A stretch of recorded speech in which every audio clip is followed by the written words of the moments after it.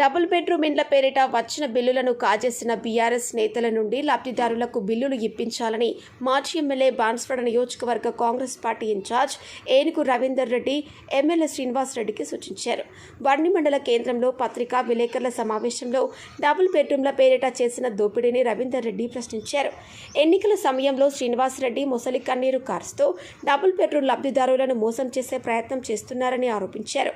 4 విడతల double bedroom బిల్లులు draw చేసిన లబ్ధిదారులకు మాత్రం 1-2 బిల్లులు మాత్రమే చెల్లించి మిగతా డబ్బులను కాంట్రాక్టర్ అవతారం ఎత్తిన బీఆర్ఎస్ నేతలు సొంతానికి వాడుకున్నారని రవీందర్ రెడ్డి ఆరోపించారు. లబ్ధిదారులకు డబుల్ బెడ్రూమ్ ఇండ్లు కట్టించి ఇవ్వాల్సింది పోయి కాంట్రాక్టర్ వ్యవస్థను కొత్తగా తయారు చేసి డబ్బులు మింగిన ఘనత శ్రీనివాస్ రెడ్డికే దక్కుతోందని ఎద్దేవా చేశారు.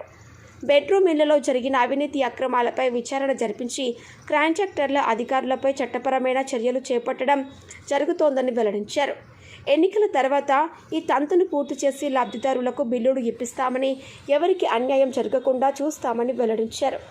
రాష్ట్ర ఎంపీటీసీల ఫోరం మాజీ అధ్యక్షులు యలమచల శ్రీనివాసరావు, నాయకులు మేక వీర్రాజు, బజ్జనాయక్, కోనిపూర్ రాజిరెడ్డి, విండో చైర్మన్ పైడిమల్ శంకర్, మోహిన్, గంగప్ప, హర్షవర్ధన్, రాంబాబు పాల్గొన్నారు. చెప్పిండు ముఖ్యమంత్రి గారు, ఆగస్టు 15 లోపల రుణమాఫీ ఇస్తాం. ఎంత స్పష్టంగా చెప్పిండు.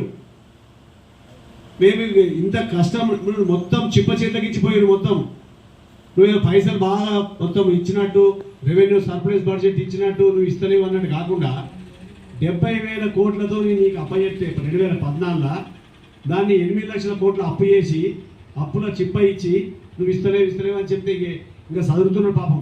ఫస్ట్ నుంచి జీతాలు వస్తున్నాయి. ఎంప్లాయీస్ అడగండి, ఫస్ట్ సెకండ్ నుంచి జీతాలు వస్తున్నాయి లేవా? మీకు ఎంప్లాయీ ఇన్ఫర్మేషన్ ఉండొచ్చు. ఇంతకుముందు 20 తారీఖు దాకా జీతాలు రాకపోవు.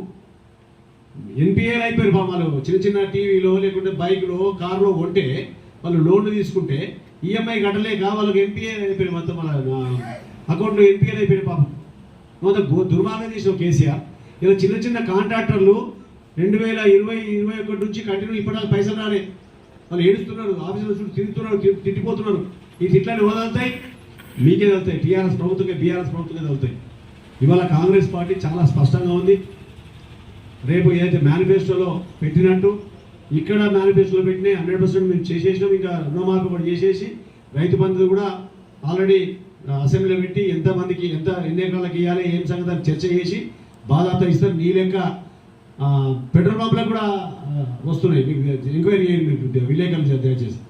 పెట్రోల్ పంపు ఉన్నది, పెట్టుకున్నా, పెట్రోల్ పంపు నడుస్తుంది, దానికి కూడా రైతు బంధు వస్తుంది. కేసీఆర్ ప్రభుత్వం అట్లా చేసింది. పాడే సిగ్గుపోతుంది. 100 ఎకరాలకి రాళ్ళు, గుట్టలు, రప్పలు, పంట పండదు ఏమన్నది హైదరాబాద్ ఉంటాడు, వాళ్ళకి రైతు బంధు వస్తుంది. ఏదో న్యాయం అనేది. నువ్వు ఏం చేయాలి? నిజంగా అవసరమైతే కొన్ని ఎకరాల వరకు చిన్న రైతులకు అందరికీ లబ్ధి చేయాలంటే చిన్న రైతులకు ఇచ్చి మళ్ళా తక్కువ పడితే వాళ్ళకి సపోర్ట్ ప్రైస్ ఈ పెద్ద పెద్దలకు ఇచ్చినాక ఆ పైసలు జమ చేసి ఓ ఫండ్లకి పెట్టి పెద్ద రైతులకు బోనస్ ఇవ్వనుంటే యా చేసుకుందరు. అగాధం చేసి అన్యాయం చేసి మొత్తం కార్పొరేషన్ల పేరు మీద లోన్లు లేపి లక్షల కోట్ల అప్పులు చేసి అప్పుల కుప్ప చేసి ఏదో చేసిందంటే ఇంకా అప్పుల కుప్ప ఏమైంది? ఇప్పుడు ఆ లాస్ట్కి వస్తే ఇవ్వదు ఏదైనా